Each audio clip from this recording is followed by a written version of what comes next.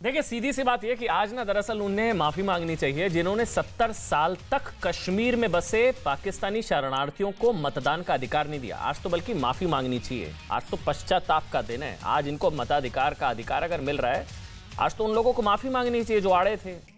आज उन्हें यकीन मानिए माफी मांगनी चाहिए जिनकी वजह से सालों तक जम्मू कश्मीर में रहने वाले जम्मू कश्मीर के ही नहीं हो पाए। आज उन्हें माफी मांगनी चाहिए जिनकी वजह से 1990 में कश्मीर छोड़ने वाले पंडित कश्मीर में आकर वोट डालने की हिम्मत नहीं कर पाए।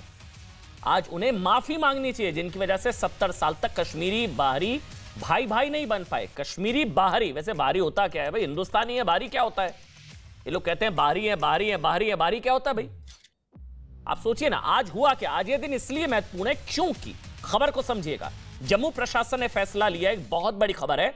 1 साल से या उससे ज्यादा वक्त से रह रहे लोगों को भी मतदान का अधिकार होगा जम्मू में। यह ऑर्डर है, ऑर्डर आ चुका है ये, और इसमें साफ तौर पर लिख दिया गया है कि जम्मू में रह रहे 1 साल या उससे ज्यादा वक्त से रह रहे लोगों को अब मतदान का अधिकार होगा। निवास प्रमाण पत्र उनको मिलेगा।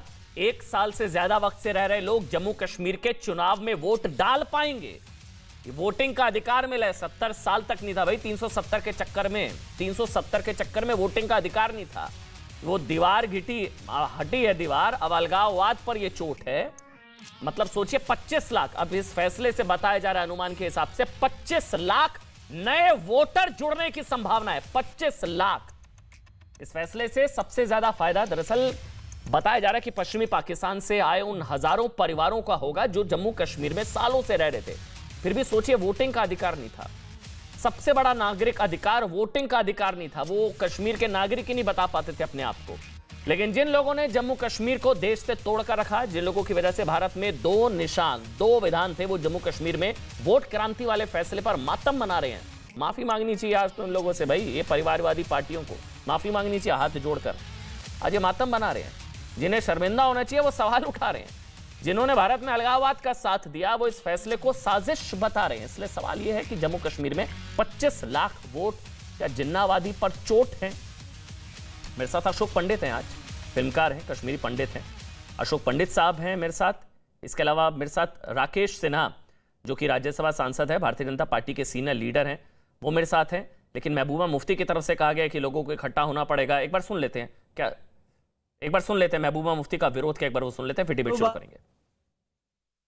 वहाँ का कारोबार है, वहाँ की नौकरियां हैं, उनके ऊपर डाका डाला जाएगा। ऑलरेडी जम्मू में क्राइम रेट बहुत बढ़ गया है जब से ये सिलसिला इन्होंने शुरू किया है। बाहर के लोगों के लिए दरवाजे खोल दिए हैं। जम्मू और कश्मीर के लोगों को भी इकट्ठा होना पड़ेगा अगर उन्होंने बीजेपी के जो नाजायज इरादे हैं उनको नाकाम करना है। नाजायज इरादों को नाकाम करना है। अशोक पंडित साहब, पहले मैं आप ही से शुरू कर रहा हूं। मेरे पास राकेश सिन्हा भी हैं, इसके अलावा पीडीपी एनसी से भी मेहमान है। लेकिन अशोक पंडित जी, ठीक पटरी पर लौट रही है कश्मीर की गाड़ी?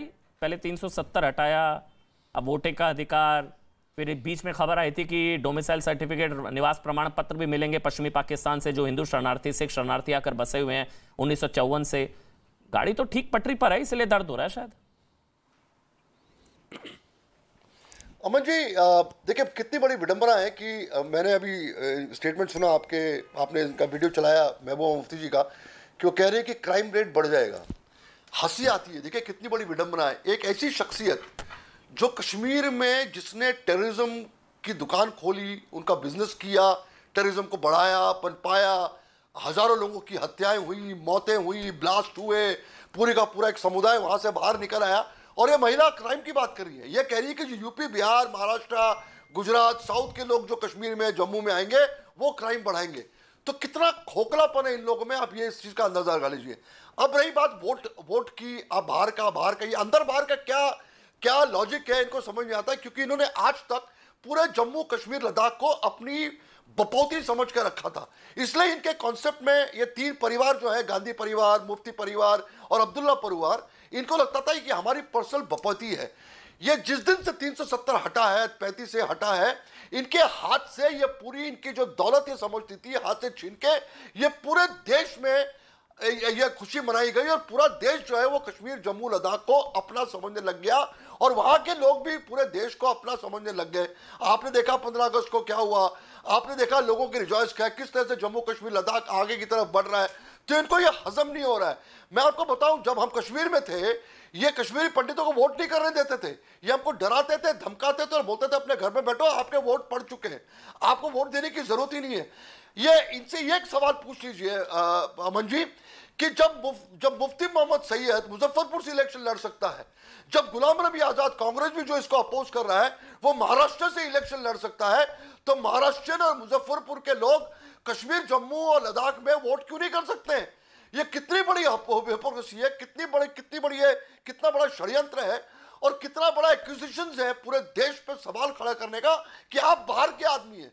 जम्मू कश्मीर लद्दाख पूरे देश का है और खास करके जब से 370 और 35 से हटा है, पूरा का पूरा सारी दीवारें टूट गई हैं, सारे लाइनें बाहर निकल गई और पूरा का पूरा वो स्टेट जम्मू कश्मीर और लद्दाख का पूरे देश खिंचाड़ हो चुका है। हम तो चाहते हैं कि वहां के जो लोग हैं अपने आप को अलग न समझें। मुझे बताइए डर किस चीज का है? मेरे को समझना है, मेरे को अलग न समझे और जो पूरे देश में आ सके। अशोक पंडित, डर किस चीज का है? क्या हो जाएगा अगर 25 लाख नए वोटर ऐड हो जाएंगे? क्या हो जाएगा? क्या समीकरण बदल जाएगा? क्या कश्मीर में कोई हिंदू मुख्यमंत्री बन जाएगा? भगवा सरकार आ जाएगी? क्या हो जाएगा? क्या डर, कुछ तो डर होगा ना, जिस वजह से मतलब इतना तगड़ा रिएक्शन आ रहा है, जैसे 370 हटाने पर आया था ऐसा रिएक्शन आ रहा है। क्या है, क्या डर क्या है? इरफान हाफिज लोन भी नजर आ रहे हैं आपको। अमन जी बहुत सिंपल सी बात है। देखिए, ये तो नहीं कहा जा रहा है कि 25,000 वोट जो बन रहे हैं एग्जैक्टली वो बीजेपी को वोट दें, ऐसा तो नहीं कहा जा रहा है। इनका जो ढकोसलापन है, इनका जो डर है, वो डर ये है कि जो हमने अभी तक जो षड्यंत्र रचाया था, वो षड्यंत्र जो है वो एक्सपोज हो जाएगा और बाकायदा वहां के लोगों को खुलेआम डेमोक्रेटिक राइट्स जो है उनको मिलने जो चाहिए वो उनको मिलेंगे, तो ये सब बाहर हो जाएंगे। क्योंकि ये सब इन्होंने डकैत है, इन्होंने जम्मू कश्मीर लद्दाख को लूटा है, इन लोगों ने वहां पर टेररिज्म का बिजनेस किया हुआ है, इन्होंने लोगों को डरा के रखा हुआ है। तो रियल माने में डेमोक्रेसी जो है, डेमोक्रेटिक वैल्यूज जो है, इस इंडिया का कॉन्स्टिट्यूशन जो है, वो जम्मू कश्मीर और लद्दाख में अभी खुलेआम पनपेगा। वो इस चीज से डर रहे हैं और कुछ नहीं है अमन जी। अच्छा, डर इस चीज का है कि हमारे हाथ से इरफान हाफिज लोन तक अगर आवाज पहुंच रही है, मैं वजह जानना चाहता हूं। ये तो लोकतंत्र का अधिकार है, ये तो किसी को मिले तो आज तो जश्न का दिन होना चाहिए। बल्कि इन लोगों को तो, परिवारवादी पार्टियों को तो माफी मांगनी चाहिए कि इतने सालों से हमारे चक्कर में, 370 के चक्कर में आपको इस अधिकार से हम लोगों ने महरूम रखा। आज तो माफी मांगने का दिन है, मातन बना रहे। कोई लोन साहब, कोई एक वजह, कोई एक वैलिड रीजन कि ये गलत हो रहा है? 25 लाख नए वोट या 1 साल से जो लोग रह रहे हैं उनको वोटिंग का अधिकार गलत है, कोई एक वैलिड रीजन लोन साहब?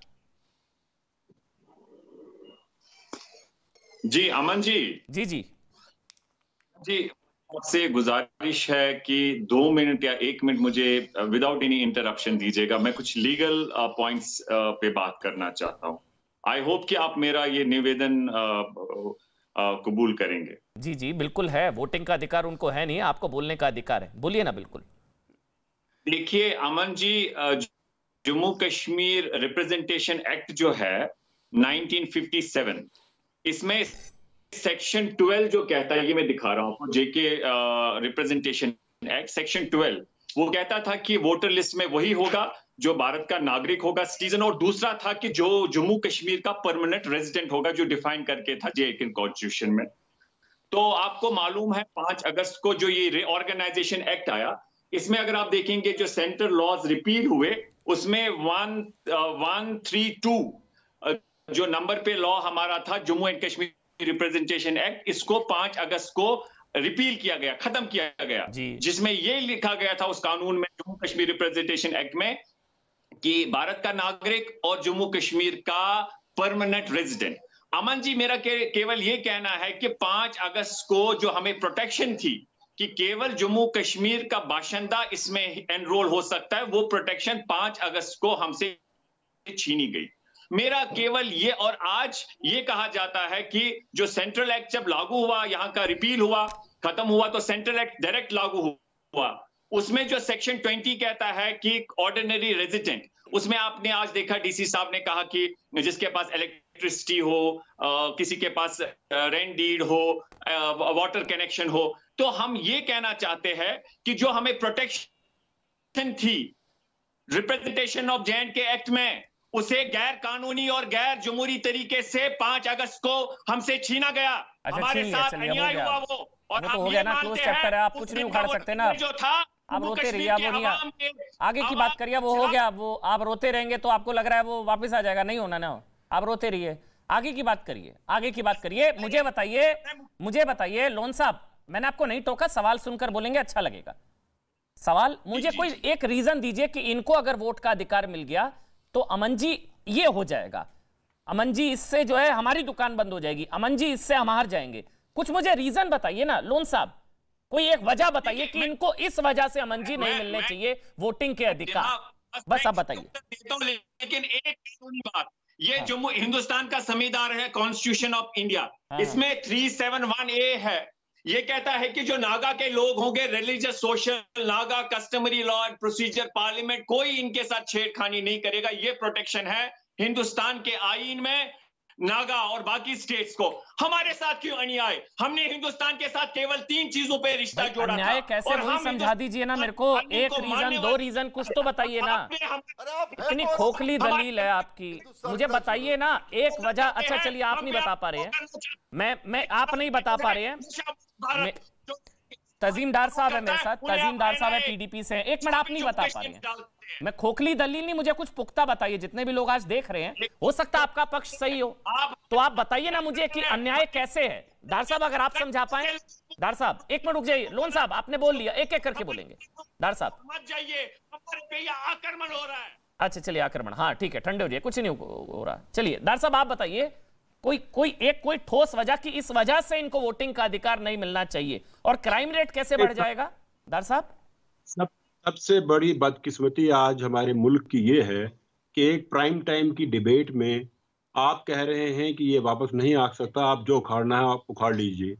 ये आपकी शब्दावली सुनकर मुझे लगता है कि आज हिंदुस्तान का मीडिया इस लेवल तक पहुंच चुका है कि जहां आप डेमोक्रेटिक वैल्यूज को भूल चुके हैं।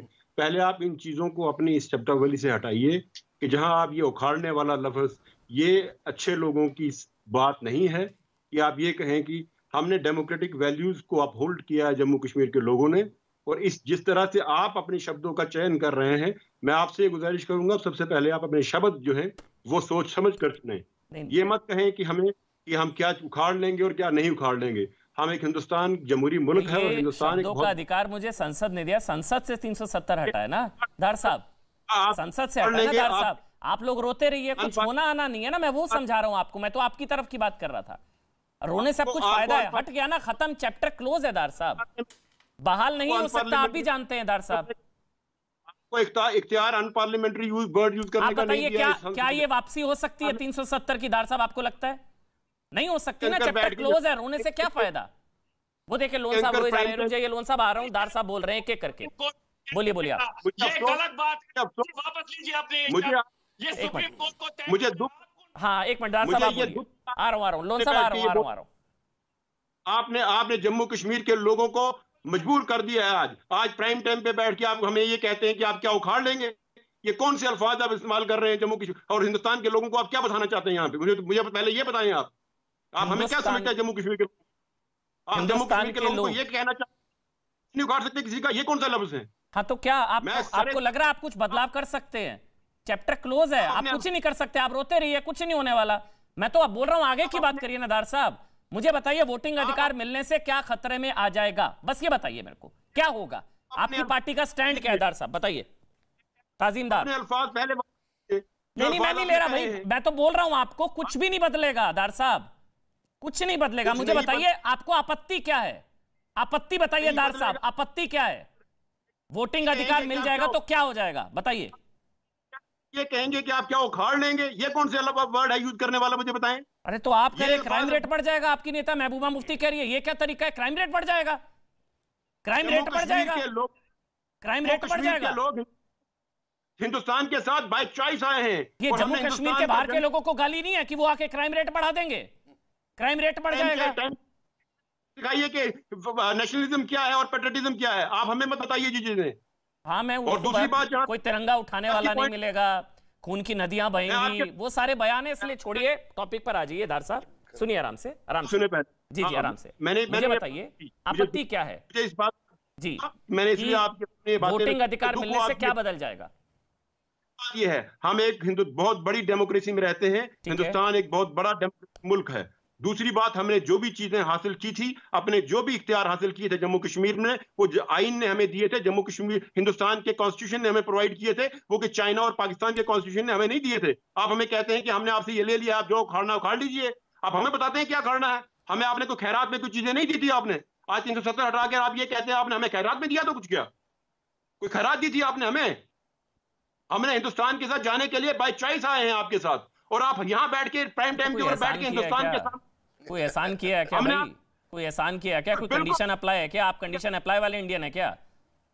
भारतीय है ना आप? बिल्कुल किया है, एहसान किया, बिल्कुल किया है, एहसान किया। भारत आए हैं, चॉइस हमने चुना है, हमने वो हिंदुस्तान चुना है जिस हिंदुस्तान में हिंदू मुस्लिम सिख ईसाई सब बराबर के स्टेक होल्डर्स हैं। आप जैसे लोग यहाँ बैठ के कश्मीरी हिंदू भी है ना, कश्मीरी हिंदू भी है ना? बिल्कुल है, क्यों नहीं है? तो फिर वोटिंग के अधिकार में क्या प्रॉब्लम है? मुझे वोटिंग के अधिकार की प्रॉब्लम बताइए ना दार साहब, प्रॉब्लम बताइए, प्रॉब्लम।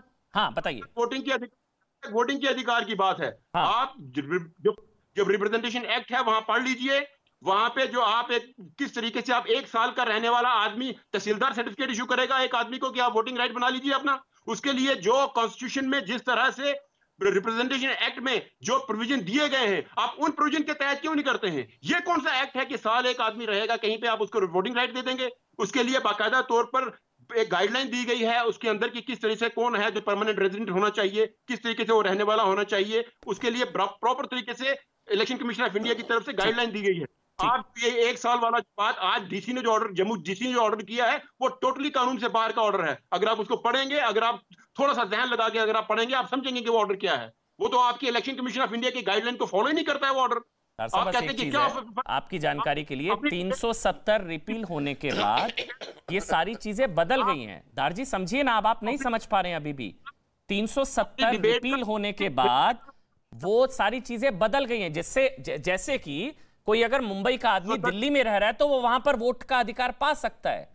उसी तरह से कोई जिस तरह से मुफ्ती मोहम्मद सईद साहब मुजफ्फरनगर से चुनाव लड़े, उसी तरह से आप अगर दिल्ली में आकर रहेंगे तो आप यहां पर आकर वोट का अधिकार पा सकते हैं।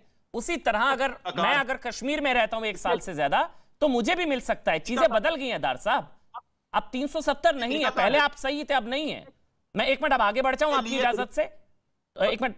अगर वोट किसी का बनाना चाहते हैं उसके लिए तरीकाकार है, आपको अपना वोट कटवाना है वहां से, फिर आप यहाँ के परमानेंट रेजिडेंट होने चाहिए। आप कैसे रेजिडेंट होंगे, कितनी देर से आप यहाँ रह रहे हैं, कितनी देर से आप यहाँ एक जगह स्टेशन पे रह रहे हैं, वो तहसीलदार 1 साल पे बैठ के डिसाइड नहीं करेगा। जो डीसी जम्मू ने ऑर्डर इशू किया है वो डिसाइड नहीं करेगा। उसके लिए एक प्रॉपर प्रोसीजर है, आपको वोट कटवाना है, फिर वोट आके बनवाना है। अगर आप सिर्फ 25 लाख वोट यहाँ ऐड करना चाहते हैं लोगों के, तो वो कौन सी जवाजियत है? आप यहाँ पे, और इससे सबसे ज्यादा नुकसान जम्मू के डोगरा को होने वाला है। कश्मीर तो जब वो वोटर को पहुंचेगा वो तो बात का मसला है। जम्मू के डोगरा की शनाख्त को खत्म करना चाहते हैं आप ये करके। ये ऐसे जो ऑर्डर आप फरमान जारी कर रहे हैं दफ्तरों से बैठ के, ये सरासर गलत गैर आईनी ऑर्डर थे। इनको आप सिरे से नकारते हैं हम ऑर्डर्स को, गैर आईनी। अदनान अशरफ जी हैं। अशरफ जी, आपके हिसाब से भी गैर आईनी मतलब गैर संवैधानिक है आपके हिसाब से भी?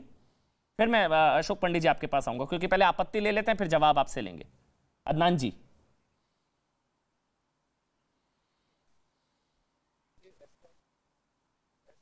सर अनम्यूट कर दीजिए जी, बोलिए। म्यूट है सर, एक बार अनम्यूट कर दीजिए अदनान भाई, तब आपका ऑडियो आ पाएगा। अनम्यूट कर दीजिए, आपने म्यूट किया हुआ शायद। मैं दोबारा से कनेक्ट कर रहा हूं सर, आपका ऑडियो में शायद प्रॉब्लम है। अशोक पंडित, गैर आईनी गैर संवैधानिक कदम है ये।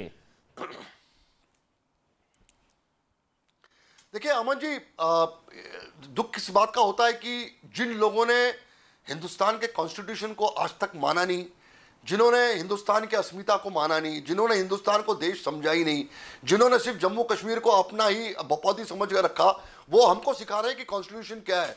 अरे जो लीगल अथॉरिटीज हैं, जो ये ऑर्डर्स पास कर रही हैं, ये बेवकूफ़ है क्या? ये पढ़ते लिखते नहीं है, इनको पता नहीं कि कॉन्स्टिट्यूशन क्या है, हम जो चीजें लागू कर रहे हैं वो करेक्ट कॉन्स्टिट्यूशन के हिसाब से कर रहे हैं कि नहीं कर रहे हैं। खाली इन्हीं को पता है कि कॉन्स्टिट्यूशन क्या राइट है क्या रॉन्ग है। ये मतलब कहाँ की सोच है और कहाँ का ये थॉट प्रोसेस है कि जो भी कुछ हो रहा है हिंदुस्तान की तरफ से। अब मुझे बताइए बात, जितने भी कश्मीर में या जम्मू के या लद्दाख के या उस पूरे स्टेट के जितने भी लोग जो बाहर बसे हुए हैं, मैं कश्मीरी पंडित हूं, मैं मुंबई में रहता हूं, तो मैं वोट देता हूं ना मुंबई में। तो अगर मुंबई का महाराष्ट्रियन अगर जम्मू कश्मीर में है या जम्मू में, वो वोट नहीं दे सकता वहां पे। ये क्या किस किस्म की सोच है कि बाहर का आदमी और अंदर का आदमी और अंदर का आदमी और बाहर का आदमी। मैं फिर ये कहूंगा कॉन्स्टिट्यूशन, ये तो कह रहे थे कि 370 हट जाएगा तो उस दिन खून की नदियां बहेंगी यहाँ पे। 370 हट ही नहीं सकता, अब 370 हट गया, 35 से हट गया। सारे काम अदनान अशरफ के पास जा रहा हूँ, शायद उनका ऑडियो अब आ पाएगा। अदनान अशरफ जी के हिसाब से जम्मू कश्मीर पीपल्स कॉन्फ्रेंस के नेता हैं। अदनान अशरफ जी, आपका पक्ष, अदनान जी आपका पक्ष। वहां से अशोक साहब अभी बात कर ही रहे। जी मैं शांत कह रहा हूँ, जो अशोक भाई, अदनान अशरफ, जो ये ऑर्डर आया ये एक बैकड्रॉप में आया है। इससे पहले एक हमारे अभी अशोक साहब कह रहे थे कि जो ये ऑर्डर आए हैं कि ये क्या बेवकूफ है कि ये इनको पता नहीं है कॉन्स्टिट्यूशन। तो सीईओ साहब ने जब ऑर्डर दिया था तो जेएंडके एडमिनिस्ट्रेशन को क्या मजबूरी पड़ी थी कि वो उन्हें क्लैरिफिकेशन दिया था? क्या सीईओ साहब ने जब ये बयान दिया था कि 25 लाख वोट ऐड होने वाले हैं, तब वो constitutional as a constitutional authority बात नहीं कर रहे थे? तो जेएंडके एडमिनिस्ट्रेशन ने क्यों क्लैरिफिकेशन दी, क्यों रिट्रैक्ट किया वो उसका स्टेटमेंट? सुने मेरी बात सुने, ये जो कल का ऑर्डर डीसी साहिबा ने पास किया है ये एक बैकड्रॉप में हो रहा है। यहाँ पे ऑलरेडी एप्रीहेंशंस हैं कि यहाँ पे इलेक्टोरल बैलेंस को शिफ्ट को चेंज करने की कोशिश हो रही है, कि यहाँ पे लोगों में खदशात है, लोगों के दिलों में जहनों में ये खदशात है कि यहाँ पे डेमोग्राफिक इंटरवेंशन की एक कोशिश की जा रही है। अब जो कल का ऑर्डर आया है ये वैसे ही मैं समझता हूँ जैसे सीईओ साहब का स्टेटमेंट आया था, अनवारंटेड है। किसी को वर्बल डायरिया हुआ था, तब कल किसी को अर्ज हुआ कि हम एक ऑर्डर निकाल दें। अब मेरी बात सुने, अगर ये कानून जो पीपल्स रिप्रेजेंटेशन एक्ट अभी लागू होता है, ये जो कल डीसी साहिबा ने ऑर्डर निकाला है, मैं अशोक साहब को चैलेंज करता हूँ, आप मुझे बोले कौन सी कॉन्स्टिट्यूशनल अथॉरिटी है डीसी साहिबा को वो ऑर्डर निकालने की? अगर ये कानून है, सबसे पहली बात जो हम ऑर्डिनरीली रेजिडेंट डिफाइन करते हैं, ये इन्होंने कल 1 साल का टाइम दिया है। इस बुनियाद 1 साल का टाइम, तो जब ऑर्डिनरीली रेजिडेंट को डिफाइन किया जाता है तो वो the character should be permanent in nature. He should be somebody who is intending to reside in the state for a longer period of time. या तो उसका बिजनेस हो, या तो उसका घर हो, या तो उसने शादी की हो, या तो स्टूडेंट हो। लेकिन ये आप बोलेंगे कि चले आप 1 साल आप कश्मीर में रहे या जम्मू में रहे, अभी तो इसका असर जम्मू पे पड़ रहा है, तो आप लिस्ट ऑफ डॉक्यूमेंट सुनने दिए हैं कि कौन कौन से प्रूफ उनको चाहिए। नहीं, लेकिन अदनान जी मैं लॉजिक समझना चाह रहा था। आपकी सारी बात सही है, आपकी सारी। एक सेकंड मुझे कंप्लीट। अच्छा चलिए, मैं पेशेंटली जनाब मैं पेशेंटली आपकी बात सुनता रहा हूँ। वहां पे अगर आपके एड्रेस पे चिट्ठी आई हो, पोस्टल चिट्ठी, तो वो भी प्रूफ मान लिया जाएगा। अमन जी आप मुझे बताइए, कल आप मुझे प्राइम मिनिस्टर साहब के घर पे चिट्ठी भेज देंगे तो प्राइम मिनिस्टर घर मेरा हुआ क्या? मैं वहां का रेजिडेंट हुआ क्या? ये जो कल का ऑर्डर निकला है, इंटेंशंस इसकी ठीक नहीं लग रही है। देखिए कानून से हमने इससे पहले भी जब वो सीईओ साहब का स्टेटमेंट आया था 25 लाख, ठीक है अदनान जी, आपको इंटेंशंस पर डाउट है, मैं बस समझना चाह रहा था। मेरे साथ राकेश सिन्हा जुड़ गए हैं। राकेश सिन्हा है, राज्यसभा सांसद है। मेरी ब्रेक की मजबूरी है राकेश जी, फिर मैं ब्रेक के बाद आपसे शुरू करूंगा। मैं ब्रेक ले रहा हूँ अदनान जी, मैं ब्रेक ले रहा हूँ, फिर ब्रेक के बाद आपसे शुरू करूंगा। राकेश सिन्हा जुड़ गए, थोड़ा सा ब्रेक ले रहा हूँ।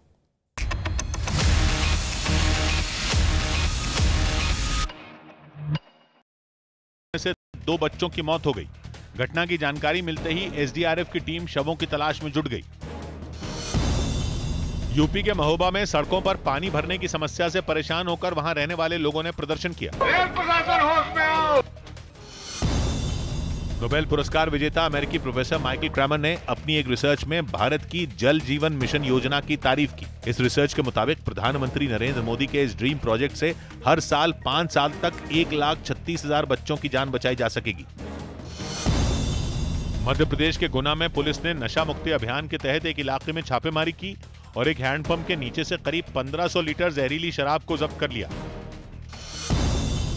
जियो ने दिल्ली में 5G सर्विस के ट्रायल में डाउनलोड की स्पीड 600 Mbps दर्ज की। जबकि देश भर में सर्विस की औसत स्पीड 500 MBPS रही। केंद्रीय सड़क परिवहन मंत्री नितिन गडकरी ने एथेनॉल से चलने वाली कार को लॉन्च किया। It is going to replace petrol. Maharashtra के चिपलून में कुएं में डूब रहे एक लड़के को गांव वालों ने रेस्क्यू कर बचा लिया। बिहार के मुजफ्फरपुर में मोबाइल फोन की चोरी के आरोप में कुछ लोगों ने एक लड़के को पकड़ लिया और खंबे से बांधकर उसकी पिटाई कर दी। भ्रष्टाचार के आरोप में पाकिस्तानी जांच एजेंसी FIA ने पूर्व प्रधानमंत्री इमरान खान के खिलाफ केस दर्ज कर लिया। इस मामले में उनकी गिरफ्तारी हो सकती है। हरियाणा के करनाल में मामूली विवाद पर बदमाशों ने 2 लड़कों की हत्या कर दी, जबकि एक तीसरा लड़का उनके हमले में गंभीर रूप से घायल हो गया। उत्तर प्रदेश के गोंडा में मुस्लिम समुदाय के कुछ लोगों पर एक लड़के के घर पर पत्थरबाजी करने का आरोप लगा। बताया गया कि यह पूरा विवाद सोशल मीडिया पर एक आपत्तिजनक पोस्ट डालने की वजह से शुरू हुआ, जिसके बाद पुलिस ने इस मामले में 24 लोगों को गिरफ्तार कर लिया। हम लोगों ने आपत्तिजनक पोस्ट करने वाले व्यक्ति को गिरफ्तार कर लिया है। इसके खिलाफ मुकदमा लिखकर कार्रवाई की जा रही है। सुप्रीम कोर्ट ने दिल्ली सरकार में मंत्री सत्येंद्र जैन की याचिका पर ईडी को नोटिस जारी कर दिया। सत्येंद्र जैन ने अपनी जमानत याचिका पर सुनवाई दूसरी अदालत में शिफ्ट किए जाने के फैसले को चुनौती दी है। मध्य प्रदेश के इंदौर में एक तेज रफ्तार कार पुल की रेलिंग तोड़ते हुए नीचे गिर गई। गनीमत ये रही कि इस हादसे में कार में बैठे लोगों को मामूली चोटें आईं। सिख गुरु रामदास की जयंती पर अमृतसर के स्वर्ण मंदिर में बड़ी संख्या में पहुंचे श्रद्धालुओं ने मत्था टेका।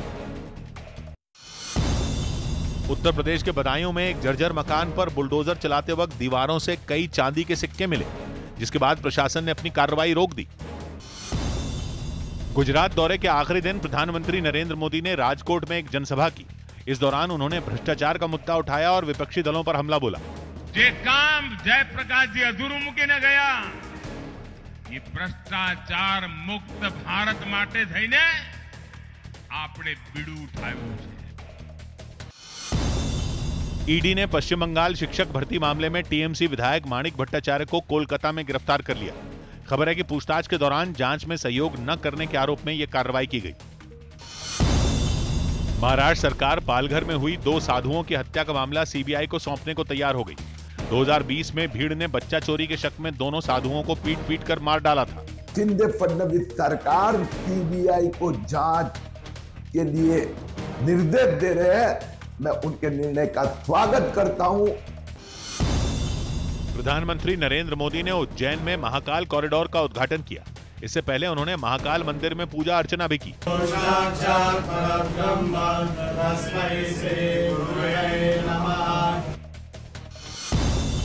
हरियाणा सरकार ने इस बार दिवाली पर प्रदेश में सिर्फ ग्रीन पटाखे जलाने की ही मंजूरी दी। पूरे प्रदेश में इस बार केवल ग्रीन पटाखे ही चलेंगे, अन्य पटाखे नहीं चलेंगे।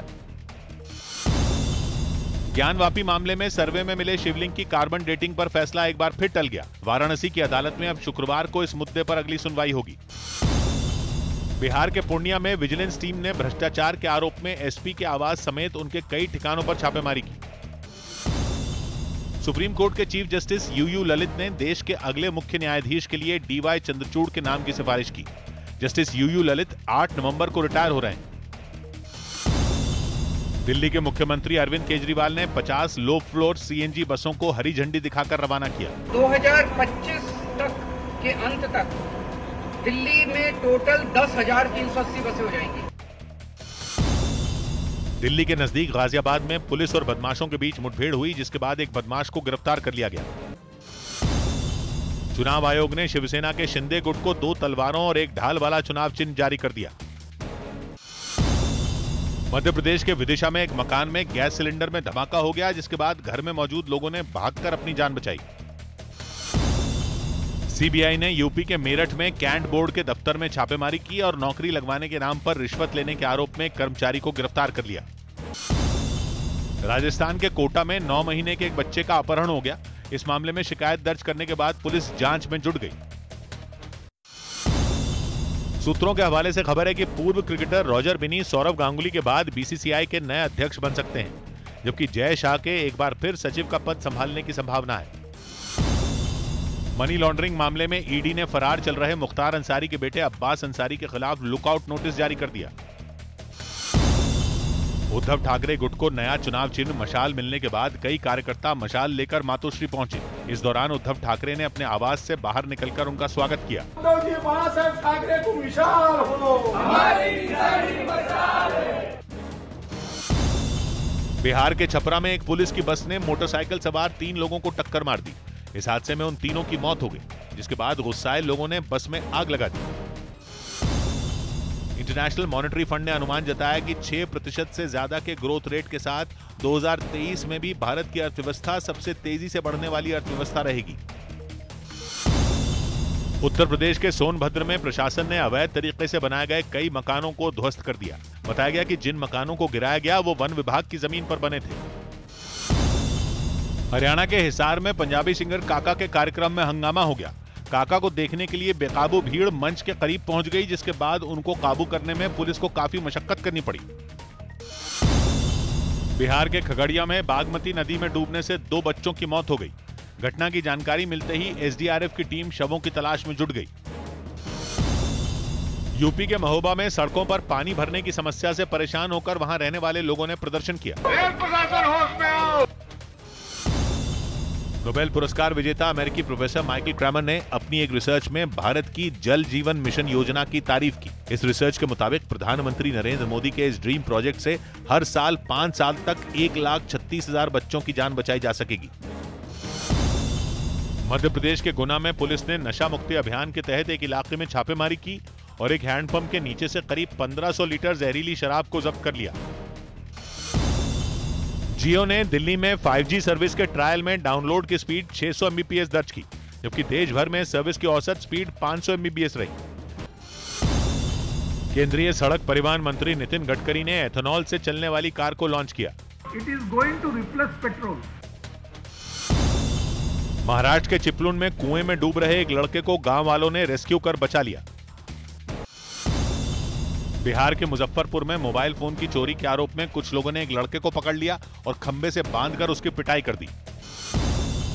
भ्रष्टाचार के आरोप में पाकिस्तानी जांच एजेंसी FIA ने पूर्व प्रधानमंत्री इमरान खान के खिलाफ केस दर्ज कर लिया। इस मामले में उनकी गिरफ्तारी हो सकती है।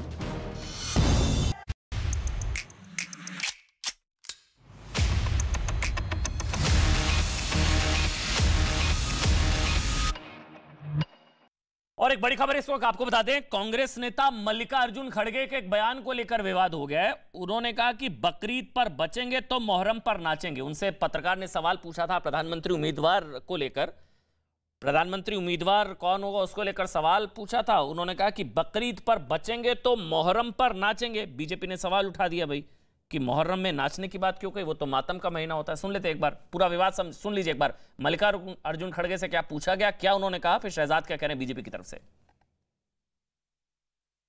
मेरा सवाल ये है कि अगर आप अध्यक्ष बनते हैं, जिस पर कोई गुंजाइश नहीं है कि आप अध्यक्ष बनेंगे बिल्कुल, पर लेकिन पीएम फेस कौन होगा, राहुल गांधी या आप?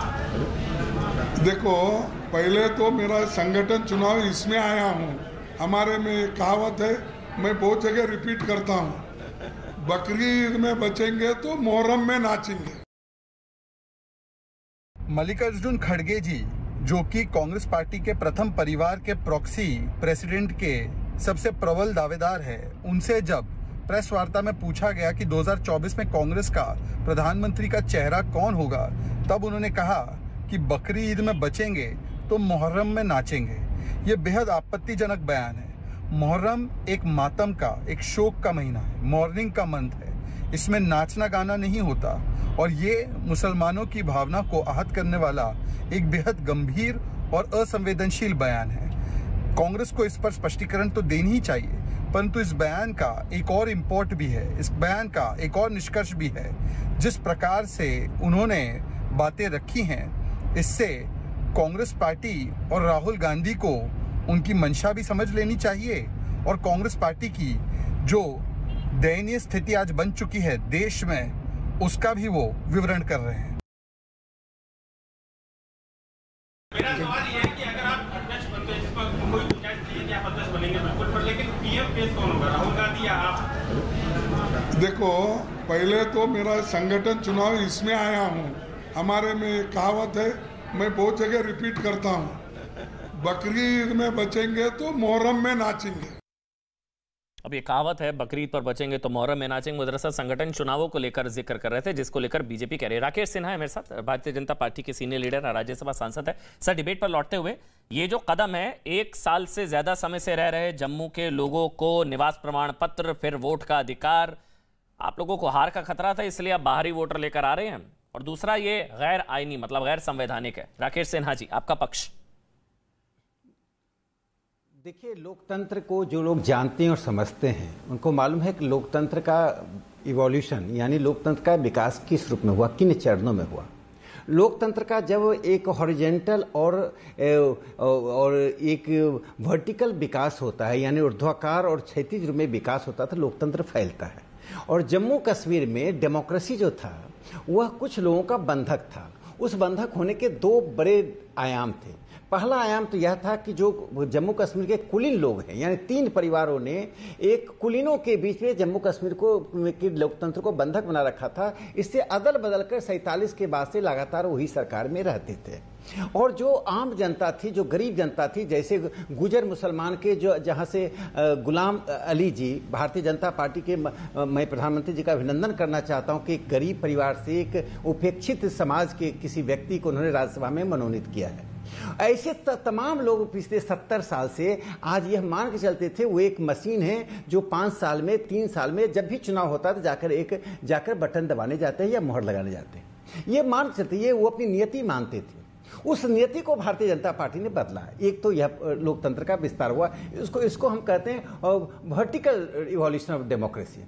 अब एक हॉरिजेंटल जो हुआ है, जो क्षितिज फलक इसका बड़ा हुआ है, उसका मैं बताता हूं कि जो कश्मीर से जब भारत पाकिस्तान का बंटवारा हुआ, जो पाकिस्तान ऑक्युपाइड कश्मीर से लोग आए, मैं उनको कोई धर्म और जाति से जोड़कर देखना ही नहीं चाहता हूं। जो आए और भारत में रहे, उनसे पूछिए कि 47 में जो लोग वहां आकर रहे, उनकी कौन सी ऐसी गलती थी, उन्होंने जीवन में ऐसा कौन सा संताप किया था कि उनको अपने वोटिंग राइट से वंचित रखा था।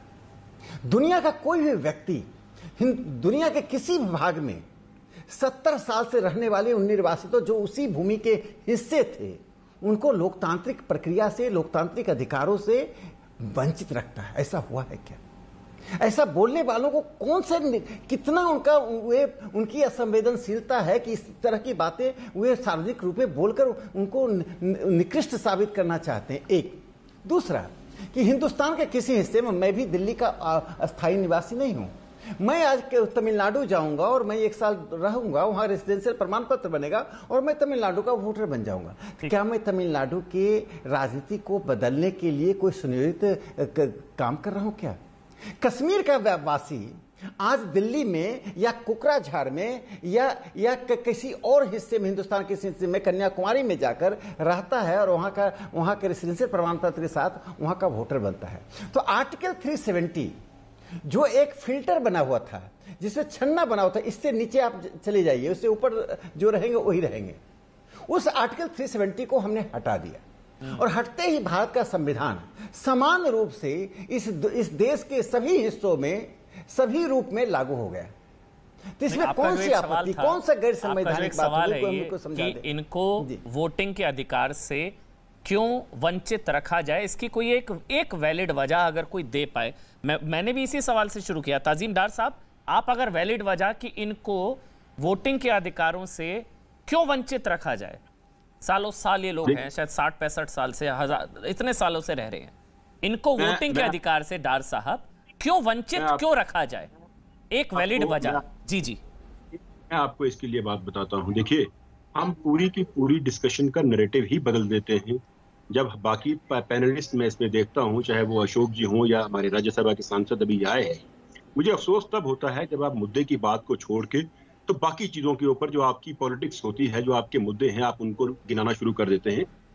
जहां तक इलेक्शन का मामला है, सुप्रीम कोर्ट ऑफ इंडिया का एक क्लियर कट इसमें जजमेंट है, जिसमें election commission of India versus doctor Manmohan Singh, अगर उस केस को अगर आप पढ़ेंगे, उसमें सुप्रीम कोर्ट ने क्लियर कट कहा, where the court held that ordinary resident in a constituency as mentioned in the Representation of People Act 1950 shall mean a habitual resident of that place or a resident as a matter of fact in regular, normal or usual course, and that the residence must be permanent in character and for a considerable time with intention to dwell permanently.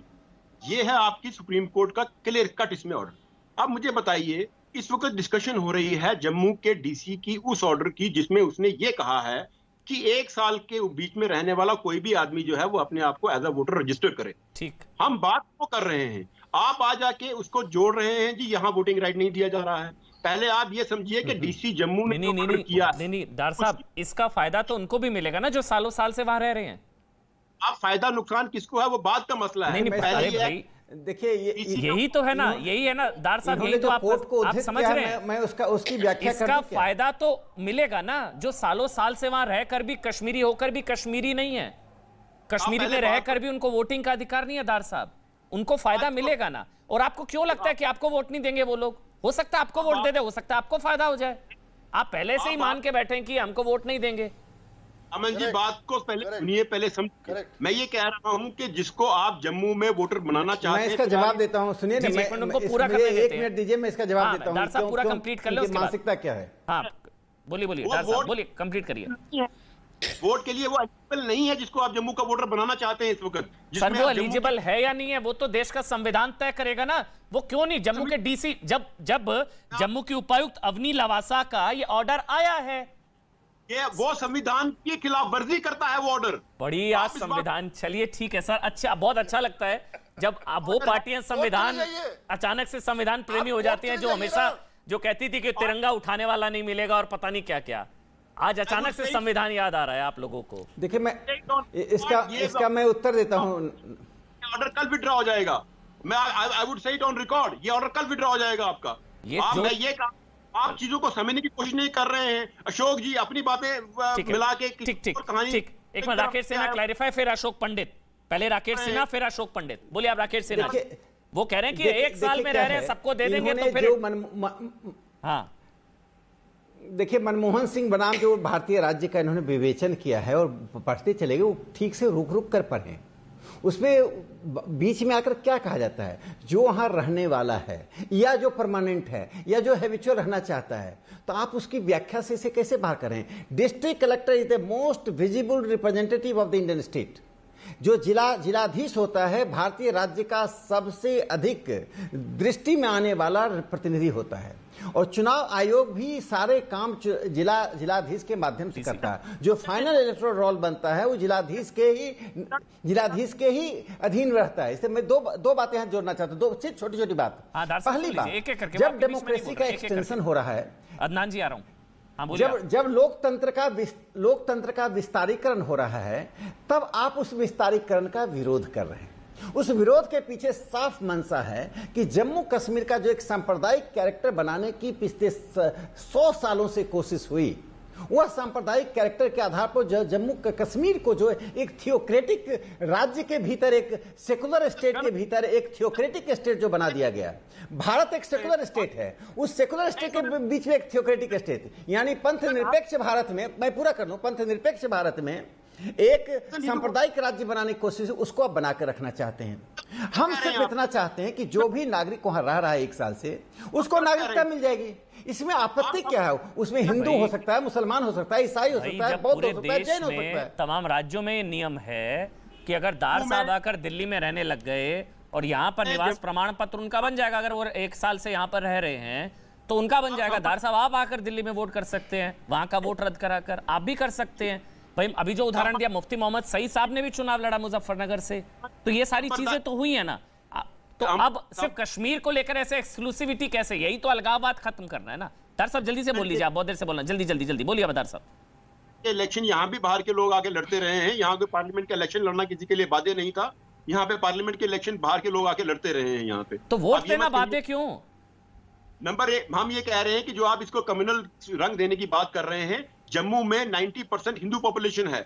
हमारी ये सोच है कि आप जम्मू की उस political traffic को बदल के डोगरा के उस रूप को बदलना चाहते हैं, उसके ऊपर आप प्रहार करना चाहते हैं। ये डर सामने आया दार साहब, नए वोटर से नहीं, नए वोटर के रिलीजन से प्रॉब्लम है, तो डर अब निकल कर आया ना 40 मिनट बाद। प्रॉब्लम वहां हो रही है, नए वोटर से नहीं, नए वोटर के रिलीजन से इशू है कि जम्मू से हिंदू होंगे, सिख भाई होंगे तो डेमोग्राफी बदल जाएगी। पहले 76 लाख वोटर हैं, 25 और जुड़ गए तो फिर काम मुश्किल हो जाएगा।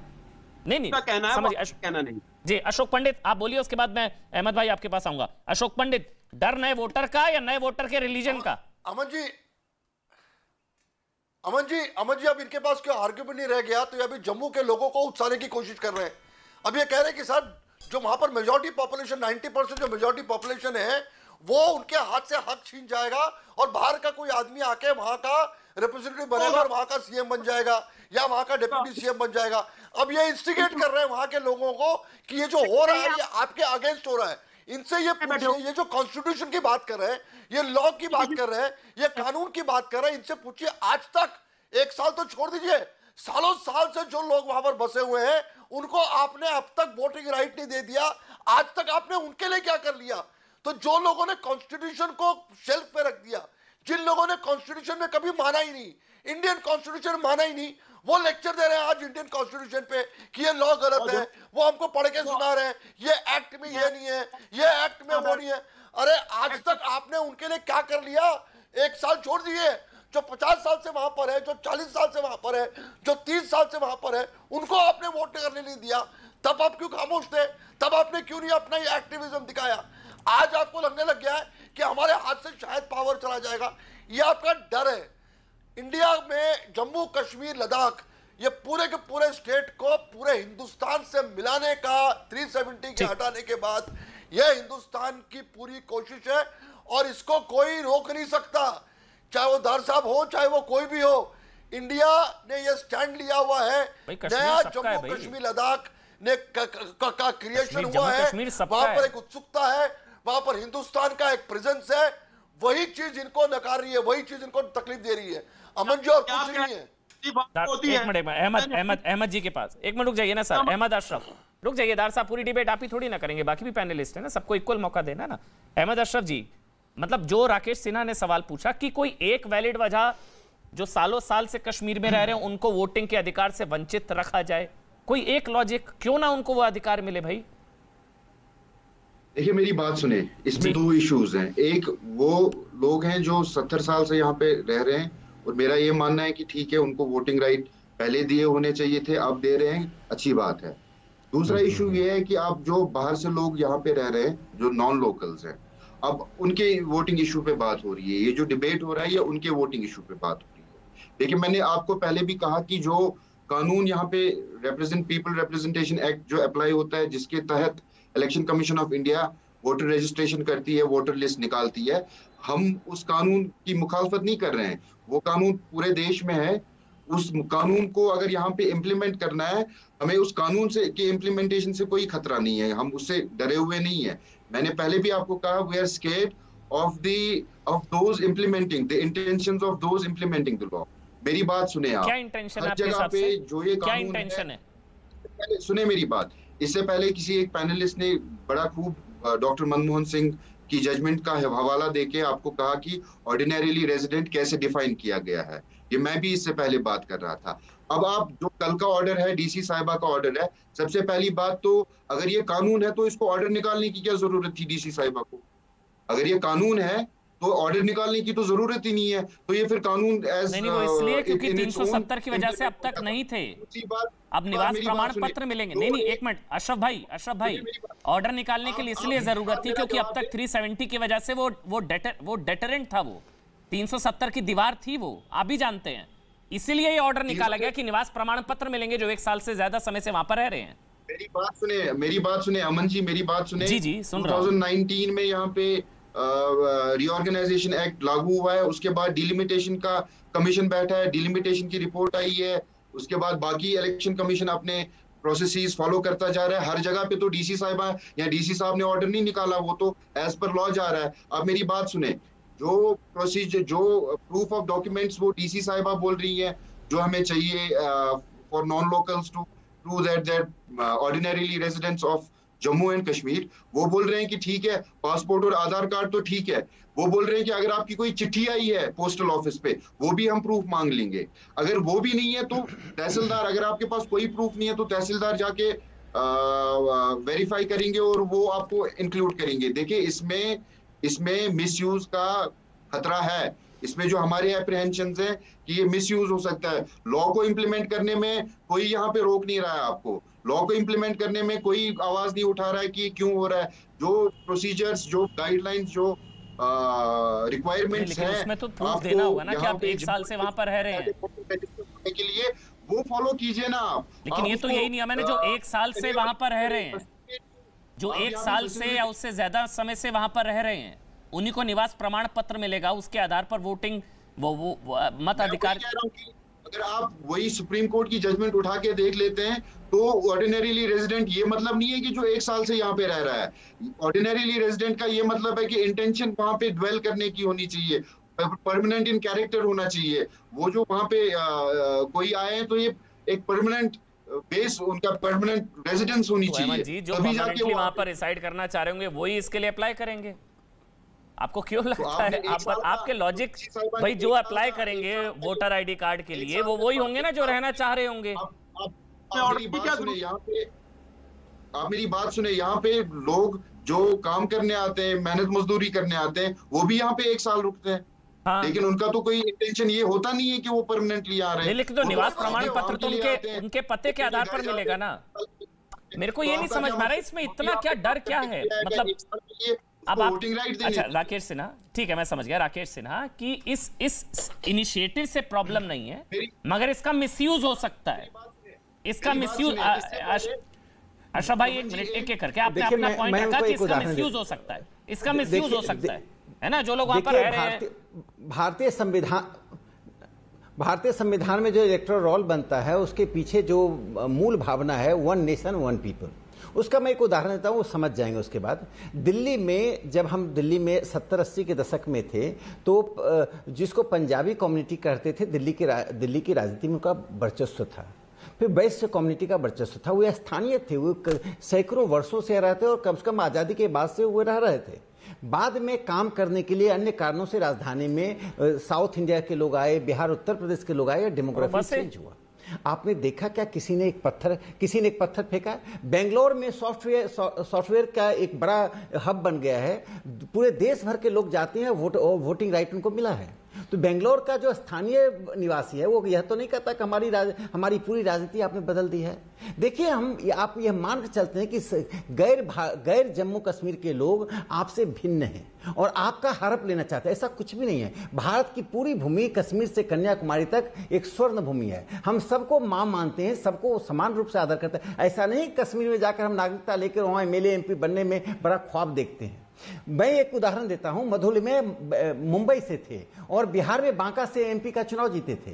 जेबी कृपलानी सिंध से थे, बिहार में मुंगेर से चुनाव जीते थे। अशोक मेहता गुजरात से थे, बिहार में मुजफ्फरपुर से चुनाव जीते थे। जॉर्ज के बारे में हम सब जानते हैं, जॉर्ज का साउथ इंडिया से थे और मुजफ्फरपुर से चुनाव जीते थे। इस तरह के जिस देश में उदाहरण हो उसमें इस तरह की बचकानी बात करना, उसे संविधान के इतर कहना, मुझे लगता है इस देश के संविधान का मजाक उड़ाना है। इस देश की लोकतांत्रिक परंपरा पर, लोकतांत्रिक प्रक्रिया पर, लोकतांत्रिक मर्यादा पर आप सवाल खड़ा कर रहे हैं जो देश स्वीकार नहीं करेगा। अशोक पंडित, जो दार साहब समझा रहे हैं कि इंटेंशन पर डाउट है, कि इंटेंशन क्या है, डेमोग्राफी, वो सारी चीजें, इंटेंशन पर डाउट है। जो 76 लाख पहले हैं, 25 और जुड़ जाएंगे, शायद 1 करोड़ के ऊपर पहुंच जाएंगे वोटर, तो फिर जो है वो एक तरफा वोट हो जाएगा, क्योंकि वो रिलीजन वाइज, तो इंटेंशन पर डाउट है। आप समझ रहे हैं, वो है कंसर्न दार साहब का। अमन जी, राकेश जी ने बहुत कमाल की बात बोली कि ये मानसिकता जो है ना, इन्होंने आज तक जम्मू कश्मीर के लोगों को कैद में रखा था।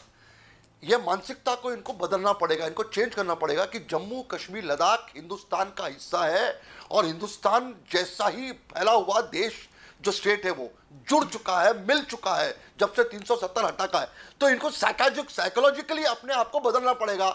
आज का जो नया कश्मीर है, आज का जो नया जम्मू है, आज का जो नया लद्दाख है, उसकी धारा में इनको बहना पड़ेगा, तब जाके इनको सब कुछ अच्छा दिखने लगेगा। अब ये अपनी मानसिकता नहीं बदलेंगे, ये उसी माहौल में जीने की कोशिश करेंगे, ये उसी मानसिकता में जीने की कोशिश करेंगे, तो इनको कोई बदल नहीं सकता। और अगर आपको लगता है कि प्रॉब्लम है ये लॉ के हिसाब से नहीं है, कॉन्स्टिट्यूशन के हिसाब से नहीं है, आप जाइए ना कोर्ट में जाके इसको चैलेंज करिए ना, आपके पास भी हक है, आपके पास भी राइट है। लेकिन आप हमारी मानसिकता पे सवाल उठाएंगे, नहीं ये वहां रहना चाहेगा, ये रहेगा कि नहीं रहेगा। अरे आप कौन है? वो अगर लीगली पॉसिबल होगा रहना चाहेगा रहेगा, अगर नहीं पॉसिबल होगा तो नहीं वोट करेगा वो। तो उस पर छोड़ दीजिए ना। आप कौन होते चैलेंज करने वाले उसके राइट को या उसके राइट टू वोट को? वो कश्मीर में रहना चाहता है कि नहीं चाहता है, वो जम्मू में रहना चाहता है कि नहीं चाहता है, वो सारे एक तरफा वोट कर देंगे ना फिर, या महाराष्ट्र में रहना नहीं चाहता है? पंडित जी, अशोक पंडित जी, वो सारे एक तरफा वोट कर देंगे 25 लाख के 25 लाख, तो फिर तो पूरा इन्फ्लुएंस हो जाएगा इलेक्शन। तो जार साहब कह रहे हैं इंटेंशन पर डाउट है। एक पंक्ति में जोड़ वो 25 लाख जो आएंगे, 20-25 लाख, वो सब एक तरफा वोट कर देंगे। एक पंक्ति जोड़ दूं क्या? पूरी डेमोग्राफी का पूरा ही वो बदल जाएगा। इजाजत देता हूं। एक मिनट हाँ बोलिए राकेश सेना, फिर मैं दार साहब आपको आपके पास आ रहा हूं, लेकिन पहले राकेश सेना था। मैं इतना ही देखिए, उन्होंने एक पैनलिस्ट ने जो एक बात कही है कि इससे एक खतरा है, मिसयूज का खतरा है। मैं इससे सहमत हूं कि लोकतंत्र में मिसयूज का खतरा रहता है। उनकी बात से मैं, उनके तर्क से मैं असहमत नहीं हूं। इसीलिए जब इलेक्टोरल रोल बनता है तो अवसर दिया जाता है कि कोई भी व्यक्ति उस इलेक्टोरल रोल पर आपत्ति व्यक्त कर सकता है। यदि मैं जाकर जम्मू में गलत तरीके से 3 महीने रहकर 1 साल का सर्टिफिकेट लेकर दे दिया तो दर साहब एक कंप्लेन कर सकते हैं इलेक्टोरल और मेरा इलेक्टोरल रोल से नाम बाहर हो जाएगा। तो भारतीय लोकतंत्र ने, चुनाव आयोग ने और हमारे कानून ने, वो जो डर आपको है, ये डर इसलिए है कि आपका डर कुछ और है और ये डर किसी और रूप में दिखा रहे हैं। ये तो हिंदुस्तान के किसी भी हिस्से में मिसयूज होने का डर रहता है, तो उस डर का निदान निकाल दिया गया है। दार साहब का डर क्या है फिर? क्या डर है उनका? डर ये वो कह रहे हैं कि किसका मिसयूज हो सकता है। क्या मिसयूज होगा? जब मिसयूज होगा तो आप जैसे अलर्ट लोग हैं, आप बहुत सतर्क नागरिक हैं। जब इतनी सतर्कता है, आप सुप्रीम कोर्ट को कोट कर रहे हैं, कोई गलत तरीके से नागरिकता लेगा आप चुनाव आयोग को लिखिए, डीसी को लिखिए, और इलेक्टोरल रोल पब्लिक किया जाता है और उसमें आपत्ति देने का समय दिया जाता है कि आप आपत्ति कर सकते हैं। किसी का हो सकता है, किसी का गलत तरीके से आया था। ऐसा क्यों लगता है कि जो 25 लाख नए वोटर ऐड होंगे तो हो सकता है वो जो मेन स्ट्रीम पॉलिटिकल पार्टीज हैं, पीडीपी, एनसी, आपकी पार्टी, उन्हीं को वोट दे? आप ये क्यों मानकर चल रहे हैं कि वो हमारे खिलाफ ही होंगे? इसलिए आपको डर लग रहा है कि नहीं भाई ये एक तरफा हो जाएगा और सब चीजें खराब हो जाएंगी? डॉक्टर साहब पहले तो ये बताइए, ये 25 लाख आपके पास फिगर आई कहां से? नहीं, 25 लाख है, 20 लाख है, 25 लाख है। आपकी पार्टीज की तरफ से ही, ये आपकी पार्टी की तरफ से, पीडीपी की तरफ से भी कहा जा रहा है, एनसी की तरफ से भी कहा जा रहा है। अनुमान है, मैंने भी बोला अनुमान है। 25 लाख है जो चीफ इलेक्टोरल ऑफिसर जम्मू ने अपनी प्रेस कॉन्फ्रेंस में कहा था। बाद में उन्होंने उसको रिट्रैक्ट कर लिया और बाद में उससे कहा कि नहीं, ये 25 लाख नहीं थे, ये मेरे से कहीं गलती से निकल गया है। वोटर कितने होंगे इसके बारे में नहीं बताया जा सकता। हमें वहीं से आपकी उस इंटेंशन जो ये प्रोसेस चल रहा था, उस इंटेंशन के ऊपर ये सवालिया निशान लगा कि भाई तो हो सकता है वो आपको वोट करे ना। डार साहब, आपको क्यों लगता है वो आपके खिलाफ होंगे? पहले मेरी बात तो सुनिए, मैं क्या कहने की कोशिश कर रहा हूं कि जब एक चीफ इलेक्टोरल ऑफिसर वोट बनने से पहले ही एक फिगर दे रहा है कि 25 लाख वोट बनने जा रहे हैं, जो भी बने भी नहीं, जो कौन बनाएगा, वो तो अपने आप में सवालिया निशान खड़ा करता है उस फिगर के ऊपर कि आप फिगर कहां से दे रहे हैं, अभी कैसे ये फिगर आपके पास पहुंची।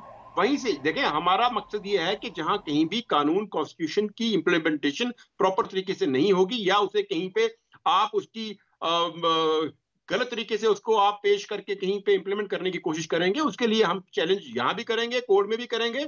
और जिस तरीके से जिस डीसी के ऑर्डर की हम बात यहां कर रहे हैं, मैंने पहले शुरू से कहा है कि वो डीसी का ऑर्डर अपने आप में ये सवालिया निशान खड़ा करता है कि अगर सब कुछ कानून में इलेक्शन कमीशन ऑफ इंडिया ने रिप्रेजेंटेशन ऑफ पीपल एक्ट में डिफाइन कर दिया है, उसके बाद इस ऑर्डर का निकलना साहब, लेकिन वो जो राकेश सिन्हा कह रहे हैं, आप चाहें तो आप जाकर दिल्ली में बस जाएं और वहां पर वोटिंग राइट ले ले, लेकिन कोई दिल्ली वाला चाहे वो कश्मीर में जाकर 1 साल रह ले, उसको वोटिंग राइट नहीं मिलेगा।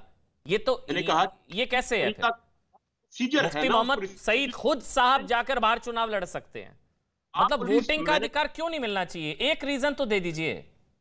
किसी जेन्युइन आदमी को वोटिंग राइट का अधिकार मिलना चाहिए ना। जेन्युइन नॉन जेन्युइन को चैलेंज कर दीजिएगा ना इलेक्टोरल रोल को।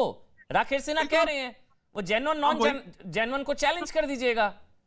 हम वही तो यहाँ कह रहे हैं कि जो आपका तरीकाकार है वो जेन्युइन नहीं है, आप गलत तरीके से वोटर डालने की कोशिश कर रहे हैं। हम चैलेंज करेंगे, वो एक प्रोसीजर है, उस प्रोसीजर को फॉलो करेंगे, लेकिन जो इंटेंशन है, जो तरीकाकार है। 30 second Ashok Pandit, intention wind up करना। अशोक पंडित 30 सेकंड, इंटेंशन पे डाउट है। डर साहब को डर इंटेंशन का है, जल्दी से 10 सेकंड्स। अशोक पंडित। अमन जी, इंटेंशन तो ये तो इनकी अपनी मन की बात है, इंटेंशन की बात कर रहे हैं। मैं वही कह रहा हूं Aman ji, intention lawfully constitution के हिसाब से। शुक्रिया, बहुत बहुत शुक्रिया। 100 बात के